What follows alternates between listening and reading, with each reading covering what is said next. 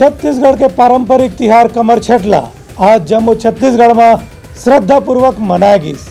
महतारी मन अपन लइका के उम्र बाढ़े के करीन कामना। प्रदेश में आज कमर छठ के पारंपरिक तिहार हर्ष उल्लास के साथ मनाए जाते। ये तिहार के तहत सुहागिन महिला मन अपन संतान के लंबा जीवन की कामना करत उपवास रखते और पूजा पाठ करते। कमर छठ के दिन में एक कथा सुने के भी परंपरा है, जेमा राजा रानी की कहानी के संगे संग संतान के भी पुण्य प्रताप के वर्णन करे जाते। आज के दिन बिना जोते वाले चावल जिला पसर चावल कहते और बिना जोते वाला खेत के भाजी खाए के भी नियम और रिवाज हवे। षष्ठी व्रत के दिन मोहनपारा समाज में षष्ठी व्रत कथा सुनाने जा रहा हूँ। षष्ठी व्रत का मतलब ये है कि आज छठ के दिन बलभद्र भगवान का जन्म हुआ था, जिससे मनवांछित फल पुत्र से लेकर के सौभाग्य तक के लिए इस व्रत को किया जाता है।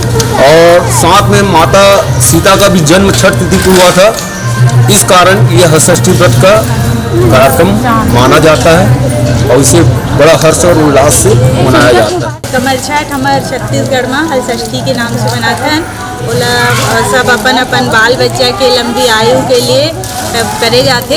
अवेला बड़ा धूमधाम से मनाते हैं। हमन भगवान सुख समृद्धि देवे हल षष्ठी माता है के है ना, ऐसने ढंग के ला बढ़िया अपन धूमधाम से मनाए जाते।